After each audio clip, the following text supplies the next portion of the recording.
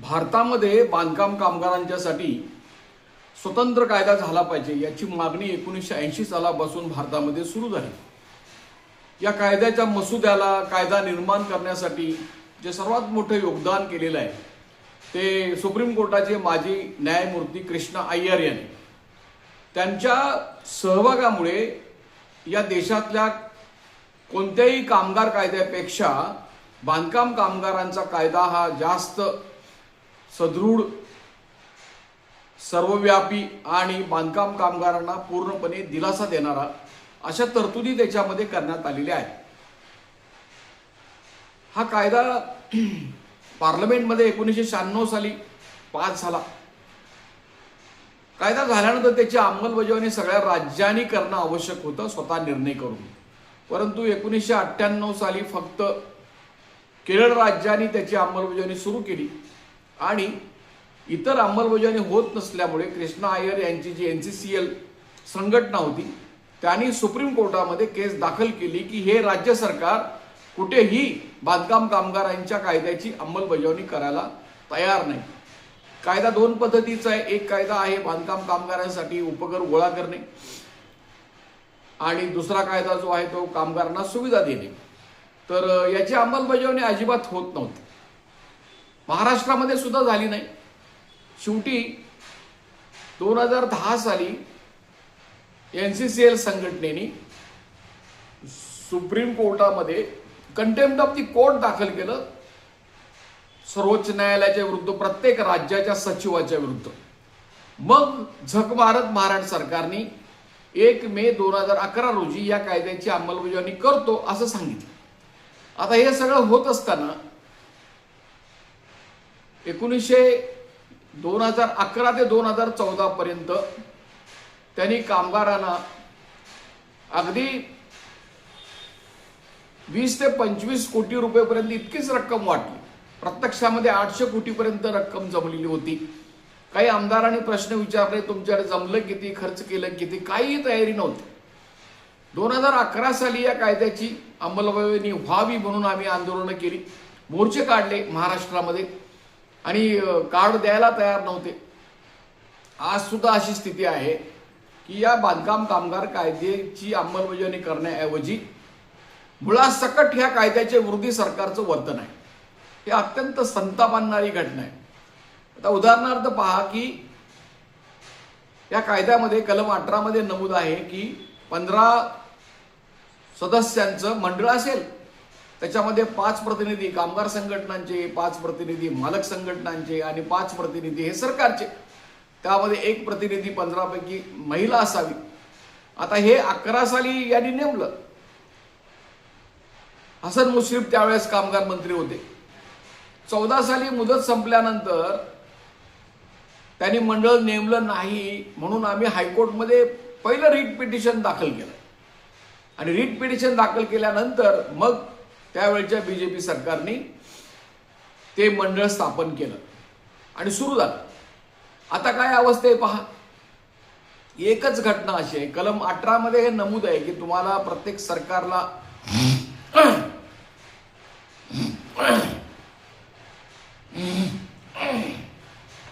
राज्य सरकारला कामगार संघटनांना बरोबर घेऊन मंडळ स्थापन केलं पाहिजे। मागील 4 वर्षापासून हे महाराष्ट्राचं सरकार हा कायदा मोडत आलेला आहे, परवा करत नाही अशी स्थिती आहे। उलट दुसरं टोक गाठलं या महाराष्ट्र सरकारने, म्हणजे इतका कामगार संघटनाबद्दलचा या सरकारमध्ये द्वेष आहे, कसं कामगारांचे हक्क हे सगळे धुळीस मिळवायचे हे सुरू आहे। आणि मग त्यांनी काय केलं की कामगार संघटनांच्या प्रतिनिधींना अधिकार देण्याच्या ऐवजी आमदारांना अधिकार द्यायला निघाले होते। खरं म्हणजे याच्यापूर्वीच सरकारने आणि त्या कायद्यामध्ये तरतूद असल्यानुसार अधिकाऱ्यांना हे अधिकार दिलेले आहेत की त्याने अर्ज मंजूर करणे, नामंजूर करणे किंवा स्थगित ठेवणे, त्याच्याबद्दल म्हणणं दाखल करून घेणे, या गोष्टी व्हायला पाहिजेत। परंतु हे तिसरंच त्यांनी सुरू केलं आणि आता आपण पाहतोय की या निमित्ताने आता हायकोर्टमध्ये चर्चा सुरू झालेली आहे। खरं म्हणजे न्यायालयीन लढाई जी आहे ती आपल्याला करत राहावी लागेल या देशातली लोकशाही टिकवण्यासाठी। आज किमान ह्या सगळ्या पार्श्वभूमीवर आपण जर विचार केला, पश्चिम बंगालमधली ज्या पद्धतीने बीजेपीने निवडणूक जिंकलेली आहे तो एक फारसच होता आणि सर्व दबंग नीतीचा वापर करून त्यांनी ते केलेलं आहे. जी काही आज या देशामध्ये लोकशाही मूल्ये टिकून आहेत ती न्यायाधीशांच्या मार्फत सुद्धा त्याला संरक्षण मिळतं आहे. त्यांच्यावर सुद्धा मोठी जबाबदारी आहे. असे जे त्याच्यातील प्रामाणिक असतील त्यांचा आपण आभार मानले पाहिजे. त्याच्यामुळे की आत्ता चर्चा सुरू झालेली आहे की या बांधकाम कामगार कायद्यामध्ये काय आहे. याच्या आधी झालेली आहे. याच्या आधी आम्ही कायदेशीर लढाई करत आलेलो आहे. एकदा मंडळ नेमलं, दुसऱ्यांदा त्याने आता 4 वर्षापासून नेमलेलं नाही. म्हणजे प्रत्येक गोष्टीसाठी एक वेगळी याचिका दाखल केली पाहिजे, PIL दाखल केलं पाहिजे. एकाच वेळेला 4-5 मागण्या मांडल्या तरी कोर्ट सांगतो तुम्ही एक एक मागणी घेऊन या. हे सगळे असे प्रश्न तयार होतात. तरी सुद्धा आम्ही 2021 मध्ये एक लढाई जिंकली, अंतिम निकाल घेतला हायकोर्टचा आणि त्याचा नंबर आहे रिट पिटिशन नंबर 2017/2021. तर त्या केसमध्ये हायकोर्टने असा अंतिम निकाल दिलेला आहे की निवारा बांधकाम कामगार संघटना आणि इतर ज्या रिट पिटिशन मधल्या संघटना आहेत त्यांची वेळोवेळी मीटिंग कामगारांच्या प्रश्नावर सचिवांनी या मंडळाच्या घेतलीच पाहिजे. पण हे सचिव ऐकत नाही. त्यांना अनेक वेळा आठवण करून दिली पण परवा नाही. हायकोर्टच्या आदेशाची अंमलबजावणी करायची नाही अशी एक राक्षसी मनोवृत्ती या काही सचिवांच्या मध्ये दडलेली आहे. ते केलं नाही त्यांनी. आणि हायकोर्टनी त्या केसमध्ये असा सुद्धा निकाल दिलेला आहे की बांधकाम कामगारांना सानुग्रह अनुदान असेल किंवा बोनस असेल तो 5,000 रुपये द्यायला पाहिजे. असा त्यावेळचा निर्णय जो आहे तो निर्णय कामगार मंत्र्यांनी घेतला होता. आणि कामगार मंत्र्यांनी घेतलेला निर्णय हा मुख्यमंत्र्यांनी मांडला नाही. म्हणून आम्ही हायकोर्टमध्ये गेलो होतो की हे बघा शासनाने निर्णय घेतलेला आहे. कोर्टाने त्याच्याबद्दल निर्णय असा दिलेला आहे की 6 महिन्यामध्ये ह्या बोनस बद्दलचा निर्णय त्यांनी करावा. या केसमध्ये अजूनही त्यांनी केलेलं नाही. 4 वर्ष होऊन गेली आणि अशा पद्धतीने त्यांना सोयीचे असतील निकाल त्याची अंमलबजावणी करायची, त्यांना जे सोयीचे नसतील निकाल त्याची अंमलबजावणी करायची नाही. म्हणून आम्ही या महाराष्ट्र सरकारच्या मुख्य सचिवाविरुद्ध, कामगार विभागाच्या प्रधान सचिवाविरुद्ध आणि या मंडळाच्या सचिवाविरुद्ध अवमान याचिका दाखल केलेली आहे. जर त्यांनी हायकोर्टच्या आदेशाचा अवमान केलेला आहे असं जर सिद्ध झालं तर त्यांची नोकरी तर जाईल पण त्यांना दंड सुद्धा होईल. त्याची सुनावणी जी आहे ती कोल्हापूर खंडपीठामध्ये उच्च न्यायालयामध्ये 8 मे रोजी आहे. काही वेळेला हायकोर्टमध्ये असं घडतं की केसेस बोर्डावर येत नाहीत, संख्या जास्त असते, नंबरात आली नाही तर प्रश्न तयार होतात. पण आता ही केस आहे 8 तारखेला. दुसरी जी केस आहे आता जी चर्चा सुरू आहे, ह्या ज्या आमदारांच्या कमिट्या नेमल्या त्याच्याबद्दल कोणी काहीच बोललं नाही.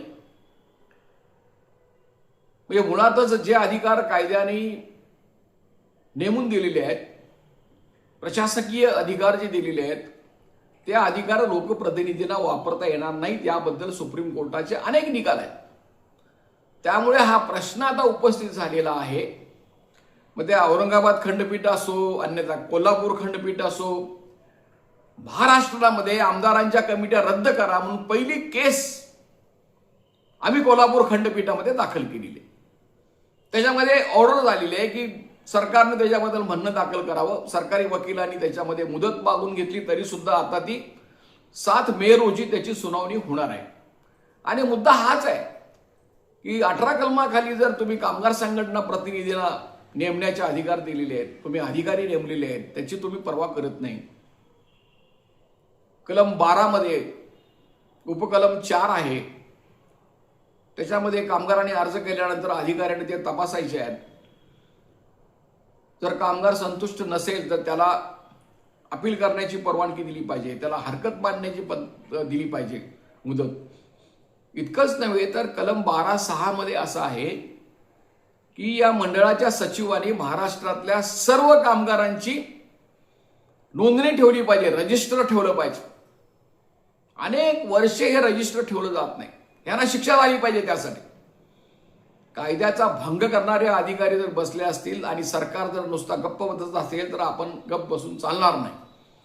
आणि रेकॉर्ड का ठेवलं जात नाही तर जनतेला समजू नये, कुणाला समजू नये, बांधकाम कामगारांना समजू नये, मंत्र्यांना समजू नये, आमदारांना समजू नये किती कामगार आहेत, किती नोंदणी आहे, नूतनीकरणासाठी अर्ज किती झालेले आहेत, लाभ किती जणांनी घेतलेले आहेत, आज पेंडिंग अर्ज किती आहेत, हे पूर्वी ते आम्हाला माहिती द्यायची. पण या सचिवाने असं सांगून टाकलं ऑफिसमध्ये की ही माहिती देऊ नका, ती वर्तमानपत्रामध्ये माहिती देतात. तुम्ही वर्तमानपत्रात द्यायला पाहिजे असा कायदा आहे प्रसार माध्यमांना. आम्ही माहिती द्यायचं सोडून द्या आणि मग माहिती अधिकाराखाली त्यांना झक मारत बऱ्याच वेळा माहिती द्यावी लागते. पण त्याच्यासाठी अर्ज करणे, माहिती घेणे हा सगळा त्रास सहन करावा लागतो संघटनांना. तर हे सांगत नाहीत. आता शेवटचं जे सांगितलं त्याने असं सांगितलं की 60 लाख नोंदणी आहे महाराष्ट्रामध्ये आणि 20 लाखापेक्षा जास्त अर्ज प्रलंबित आहे. हे लिखित त्यांचं उत्तर आमच्याकडे आहे. प्रश्न असा आहे की म्हणून न्यायालयीन बाबी ज्या आहेत त्या न्यायालयामध्ये आपल्याला लढावं लागणार आहे. त्याशिवाय बांधकाम कामगारांचं हित संरक्षण होणार नाही. आम्ही 2024 मध्ये केस केली होती हायकोर्टमध्ये, ती जिंकली. त्याचा निकाल आमच्या बाजूने लागला. कोर्टानं सरळ सांगितलं आचारसंहितेच्या काळामध्ये बांधकाम कामगारांचं काम बंद ठेवायचं नाही आणि नुसता त्या निवडणुकीमध्ये नाही तर पुढे येणाऱ्या कुठल्याही निवडणुकीमध्ये हे उद्योग करायचे नाही असा निकाल दिला. कोर्टाने असं सांगितलं की आचारसंहिता लागू होण्यापूर्वी जी सगळी परिस्थिती होती काम करण्याची ती परत तुम्ही तशीच सुरू ठेवली पाहिजे. त्यामुळं त्यांना कामगारांना मनाई केली होती अर्ज करण्यासाठी, ती उठवली. ऑफिसमध्ये जाऊनच करायला पाहिजे. हे आम्ही कुठूनही अर्ज करू ना, तुम्ही तपासा. त्याच्यामध्ये सुद्धा नालायकी त्यांची अशी आहे की कारण नसताना व्हेरिफिकेशन आणलं. काय खोटं असतं? कामगार खरा असतो, आधार कार्ड खरं असतं, 90 डेज प्रमाणपत्र दिलं असतं. यांचं आदर्श सरकार गुजरात जे आहे तिथे स्वयं घोषणापत्र घेतात. कामगारांनी नुसतं सांगायचं मी कामगार आहे आणि या ठिकाणी काम करतो. त्या ठिकाणी 90 दिवसाचं प्रमाणपत्र लागत नाही. आणि इथे कशासाठी तुम्ही व्हेरिफिकेशनसाठी आणि वेळ काढताय? अर्ज मंजूर करायचा नाही, त्याच्यासाठी प्रत्येक तालुक्याला एक तालुका सेंटर तयार करून ह्यांचे स्वतःचे एजंट त्यांनी निर्माण केलेले आहेत आणि त्याच्यावर करोडो रुपये खर्च करून मोकळे गेलेले आहेत. तर हे जे सगळं आहे हे न्यायालयीन मुद्द्याबद्दल सुद्धा आपण ह्या सगळ्या केसेसचा अर्थ लावून घ्यायला पाहिजे. आणि आता उदाहरणार्थ आणखीन एक केस सुरू आहे कोल्हापूरमध्ये की 3 वर्षाची मुदत त्यांनी लावलेली आहे. 3 वर्षे नोंदणी असल्याशिवाय तुम्हाला घरांचा अर्ज करता येणार नाही. आणि लोकांना ते मूर्ख समजतात हे सरकार.